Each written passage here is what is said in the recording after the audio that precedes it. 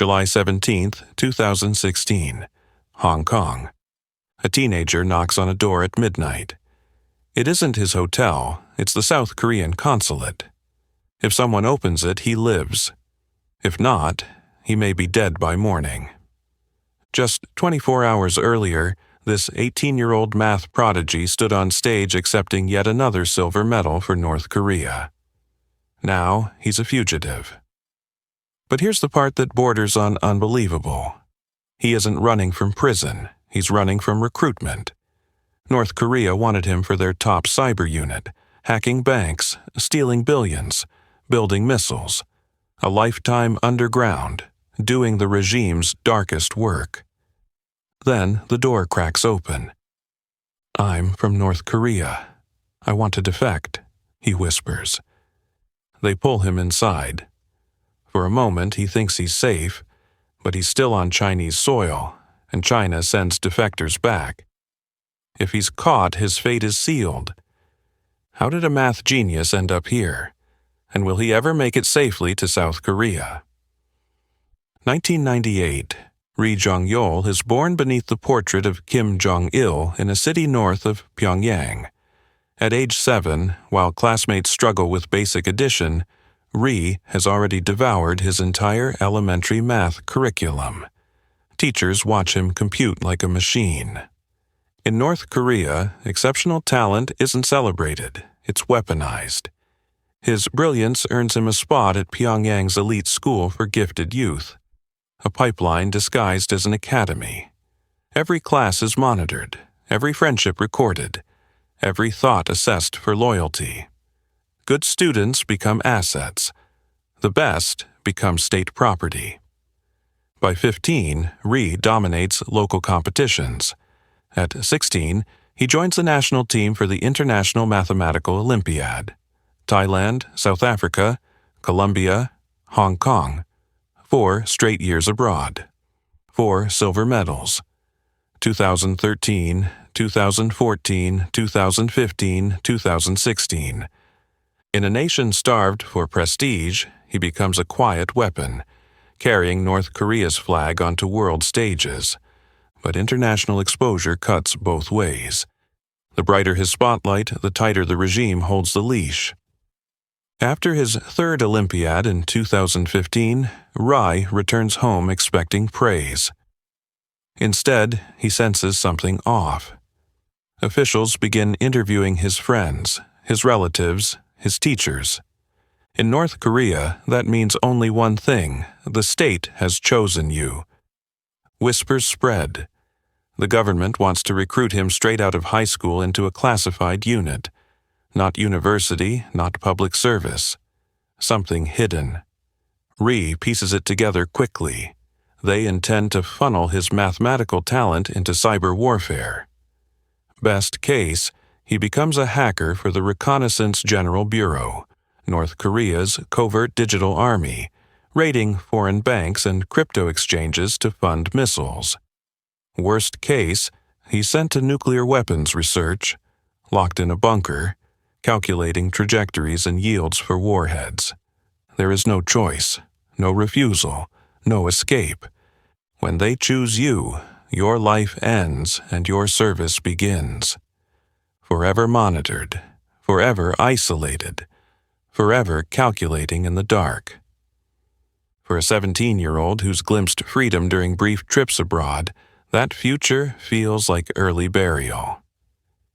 During those Olympiads, Ri saw students from other countries laughing without permission, browsing uncensored internet, exploring cities without minders. He even befriended South Korean teammates, kids who spoke his language but lived in a different universe, one where choices existed. Each return to Pyongyang felt like descending back into a tomb. Faced with conscription into North Korea's shadow apparatus, Ri's mind rebels.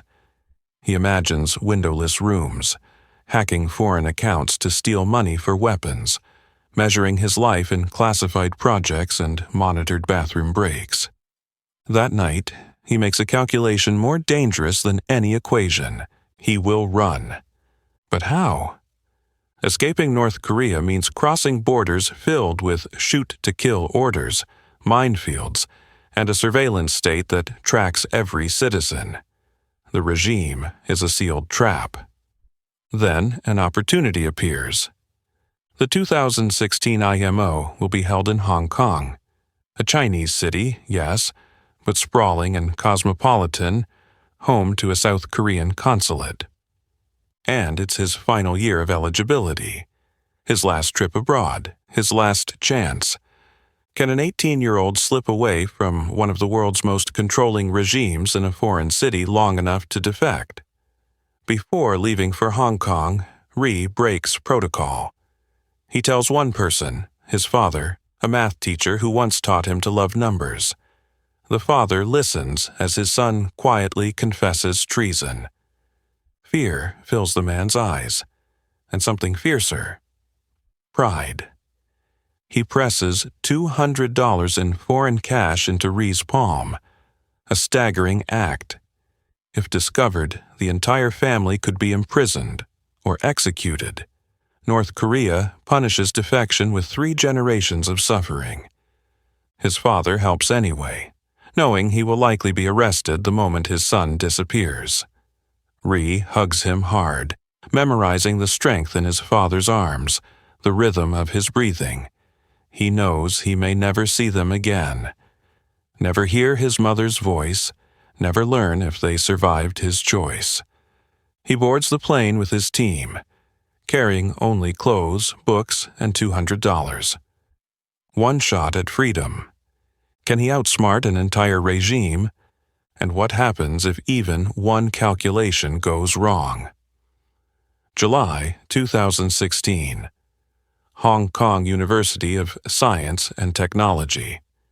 Teams from across the world gather, 6 students each, teenage geniuses solving brutal proofs for glory. On the surface, Ri Jong-yo looks like any other contestant scribbling equations. Inside, he's mapping out an escape plan where every variable could cost him his life. He isn't competing for medals anymore. He's competing for freedom. North Korea's delegation operates under strict lockdown. Their coach confiscates passports upon arrival. No smartphones, no unsupervised movement. A government minder monitors them constantly. It's part school trip, part hostage situation. Ri smiles like the obedient student he's supposed to be while secretly scanning for weaknesses. The schedule is rigid: contest by day, group activities, and curfews at night. As soon as the ceremony ends, they'll fly straight back to Pyongyang. He only has a few hours to slip away. But he begins to notice cracks. Hong Kong isn't a prison camp. Professors and volunteers roam freely. No armed guards. The North Korean teachers are strict, but not trained in security. They carry no weapons. Their power lies in intimidation, not enforcement. And Hong Kong is huge. Islands, tunnels, districts, nothing like Pyongyang's controlled grid. Here, someone can vanish. As exams progress, Ri sharpens his plan. Step 1, sneak out of the dorm after everyone is asleep. Step 2, reach Hong Kong International Airport. Step 3, find anyone from South Korea who can connect him to their consulate. He doesn't know where the consulate is. He can't search online. But airports are filled with maps, ticket agents, and Korean travelers. It's a desperate gamble, but it's something. On July 16th, he earns his 4th silver medal. Cameras flash, medals shine. Ri forces a grin as his mind counts the hours left before he attempts the most dangerous move of his life. That evening, a closing banquet distracts everyone. Laughter, music, performances. The North Korean minders relax, believing their job is done. Their star student will be on tomorrow's 2 p.m. flight home. But they've miscalculated. Ri has identified his window. Morning hours, when handlers are tired and routine loosens. Back at the dorm, he lies fully dressed on his bunk, shoes tied, medal and certificate hidden in his bag, proof of identity if needed. The $200 stays tucked in his sock. He has no passport, no ID, just courage and a slim chance. Around 2 a.m., silence settles. Rhee slides off his bunk, heart pounding so hard he worries it might wake his roommates. He cracks the door open. The hallway is empty. No guards, just dim exit signs glowing. He moves softly down the corridor. At the lobby, a security guard sleeps at the desk. Rhee slips past him, barely breathing. Outside, humid air hits his face. He gulps it in, then pushes forward. Off campus, he flags down a taxi. "Airport, please," he mutters in shaky English. The cab pulls away. As the university disappears behind him, Rhee feels terror and exhilaration crash together. He's done it. He's alone in Hong Kong, no handler, no net. The sun will rise soon, his absence will be noticed. But for now, no one knows he's missing, his only advantage. He checks the rear window again and again, hunting for headlights that feel too familiar. For the first time in his life, he's unchained and utterly alone. What awaits him at the airport? A lifeline or a trap? 4 a.m. Hong Kong International Airport. Fluorescent lights hum across a bustling terminal. Travelers shuffle between check-in counters. Digital screens flash cities he once thought he'd never see. Rhee steps from the taxi into the swirl of noise and movement. Here, he's anonymous. Just a skinny teenager with a backpack. But he can't freeze. His survival depends on finding a South Korean. He spots the Korean Air logo above a counter and approaches. The supervisor looks up, puzzled by a lone kid with no luggage at dawn. Rhee gathers his courage and speaks softly in Korean. "I need to go to South Korea. Can you help me?" The woman blinks in confusion. Before she responds, he adds in a hushed voice, "I'm from North Korea." Her eyes widen. Within minutes, a station manager appears. They lead Rhee aside, trying not to attract attention. He explains everything, the math contest, his midnight escape, the danger chasing him. It's not every day a North Korean teenager asks for asylum at your check-in desk. The manager calls the only people who can handle this, the South Korean consulate. At the consulate, the early morning call shocks diplomats awake. A North Korean student defecting on Chinese soil? They're skeptical until details check out. Yes, the IMO team is in Hong Kong. Yes, one student is missing. This could ignite a diplomatic crisis. They tell Rhee over the phone he must reach the consulate by himself. They can't send a car. That might violate Hong Kong law and provoke China. He has to get there alone. The manager scribbles an address. South Korean Consulate. Far East Finance Center. 6 Harcourt Road. It's across town. Rhee bows, grateful. This stranger just handed him coordinates to survival. Outside, he finds another taxi. As it weaves through Hong Kong's waking streets, Rhee checks the rear window constantly. By now, his handlers have discovered he's gone. The delegation is in panic. Calls are being made. Airport security, Chinese police, anyone who might track him. If North Korean or Chinese agents find him first, he's done. Hong Kong police could also detain and deport him. Many defectors face that fate. He knows the regime's reach extends far beyond its borders. They've killed their own people abroad for less. Just after sunrise, the taxi stops at a glass tower. Far East Finance Center. Rhee pays, steps out, and stares up at the building. The consulate is somewhere inside, but there's no flag, no sign outside. Just another office tower. Did he come to the right place? Inside, commuters shuffle toward elevators. Ri scans the directory. There, small print, Consulate General of the Republic of Korea, 5th floor. He steps into the elevator. When doors open on the 5th floor, he finds frosted glass doors and a plaque. 2 local security guards stand at the entrance. His stomach twists. This is it. He steps forward. The guards block him. Visiting hours haven't started. Ri panics and blurts out in Korean, "I'm a North Korean student. I need asylum." One guard freezes, then gestures him through. They rush him past security and into a waiting area. Moments later, South Korean diplomats appear, stunned. "You came alone? Are you okay?" one asks gently. Ri nods. The weight of the past 24 hours hits him all at once. "I defected. I can't go back," he whispers, voice cracking. They exchange looks of disbelief and offer him water. He has made it, at least across one threshold. He's now on South Korean diplomatic ground.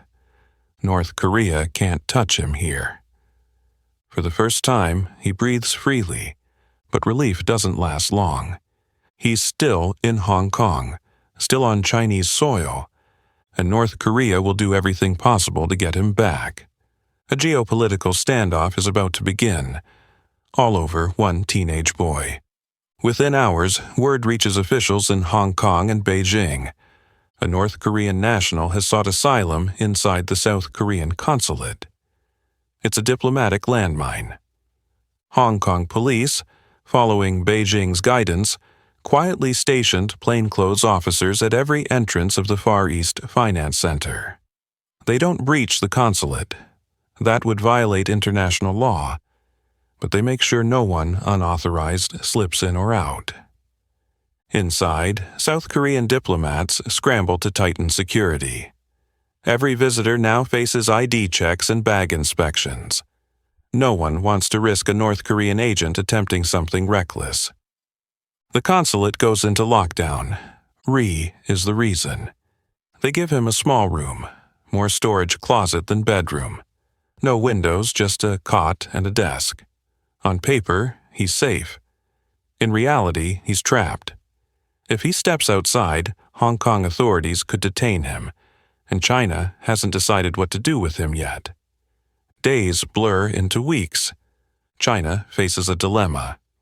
Normally, Beijing deports North Korean defectors, calling them illegal migrants. But sending back a high-profile Olympiad prodigy would look like delivering a teenager into a life of forced cyber warfare, or worse. Yet, letting him go to South Korea risks angering Pyongyang, a volatile neighbor. It becomes a silent chess match with Ri as the pawn. Inside his tiny room, Ri tries to stay sane. The consulate staff bring him warm Korean meals. For the first month, he barely talks. Trauma and fear cling to him like a shadow. He can't stop thinking about his family, his father, his mother, his relatives. North Korea punishes defection through guilt by association, 3 generations. Entire families sent to prison camps for the actions of one person. The guilt eats at him. He wonders if his father has been arrested, if his mother is still alive, whether his relatives have been dragged away because of his choice. Diplomats don't ask. They know the truth could crush him. To cope, Ri throws himself into distractions. They give him an offline computer with a few video games. A treadmill is brought into his room. He jogs in place for exercise, running in a windowless office building, while one of the world's greatest cities sits just outside, unreachable. The staff reassure him daily, "We're working on it. You will get out." They encourage him to study South Korean language and culture, preparing for the life he hopes to have. But the waiting becomes its own kind of prison. Every knock on the door, every phone ring, sends his pulse skyrocketing. Outside, North Korea fumes. They deny any defection, insisting their student was kidnapped. Behind closed doors, they pressure China. Send our boy back. South Korea works every diplomatic channel to block that outcome.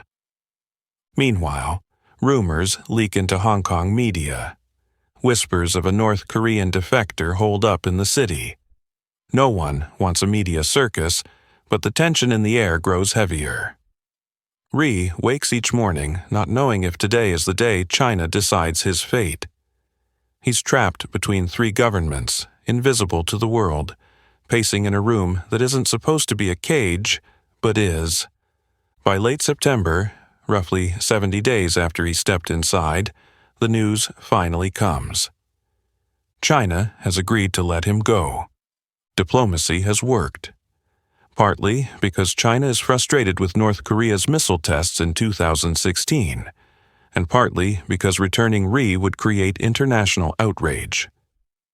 In a quiet, calculated move, Beijing gives the green light. The consulate erupts in relief. Staff hurry to prepare documents. Since Ri arrived with nothing, South Korea issues him a passport under a pseudonym, Lee Jong-ho, to protect him. Hong Kong immigration grants him a temporary visa as though he were a South Korean tourist. These papers are his lifeline. One September morning, a diplomat hands him a plane ticket to Seoul and the new passport. Ri stares at it. In North Korea, he was property of the state. Now, he holds citizenship in a free country. "It's time to go home," the official says softly. "Your new home." Ri nods, eyes filling. But the final test remains. He must reach the airport and get on a plane without being intercepted. Even now, something could still go wrong. Just after dusk, they leave the consulate in an unmarked car. Ri sits in the back, flanked by South Korean officials, trying not to shake. Hong Kong's skyline glitters outside, unaware that tonight marks the end of a young man's life in the shadows. At the airport, Chinese plainclothes officers follow at a distance, a quiet promise of safe passage, a surreal shift from the threat they once posed. The same airport where Ri begged for help 2 months earlier now shields him from danger. Still, his nerves spike as they approach immigration. He hands over the passport, Lee Jong-ho, fearing the officer will see through it. Stamp, stamp. He's waved through. He nearly collapses with relief. Boarding the plane, he finds a window seat. When the wheels lift off the runway, he exhales a breath he's been holding for 70 long days. Below, Hong Kong fades into a sea of lights. He's free. The flight to Seoul is 3 hours. When Ri steps onto South Korean soil, it hits him. He is no longer a fugitive. He is a citizen. Officials guide him through a discreet arrival process. After interviews and paperwork, Ri Jong-yo ceases to exist. Lee Jong-ho is born. He enrolls in a program for North Korean defectors adjusting to Southern life. Culture shock hits hard. He can watch TV freely, browse the internet, walk streets without fear, buy whatever he wants in a supermarket, choices he never had. He studies South Korean language, slang, social cues. He devours knowledge about the world he was barred from knowing. Soon, he enters Seoul Science High School, like stepping into the future. His talent hasn't faded.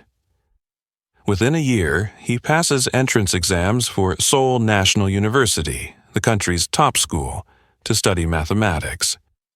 His success is remarkable. But joy comes with heartbreak. He hasn't heard a single word from his family since the day he defected. He likely never will unless North Korea collapses. He avoids mentioning his father in public, downplaying any help to protect him. Freedom came at a cost, the permanent loss of everyone he knew. Yet in Seoul, his life unfolds with hope. Professors admire his brilliance. He dreams of studying in the United States, a place he once could barely imagine. Every walk across campus, every cup of coffee, every uncensored Google search reminds him of what he risked everything to reach. His defection humiliated Pyongyang. Their response was swift. For the next 2 years, North Korea sent no team to the International Math Olympiad. They shut down the entire program rather than risk another escape. When they finally returned in 2019, they arrived with tighter control, more minders, stricter surveillance. They would not let another prodigy slip through their fingers. Ri's story spread quietly among those who follow North Korea, a rare victory for a young defector. When he first gained access to the internet in Seoul, one of his earliest searches was simple: North Korea. A young man forbidden from the truth, now finally learning it on his own terms. But his story leaves one final question hanging in the air. How many other brilliant minds remain trapped in North Korea right now, calculating their own desperate equations for freedom?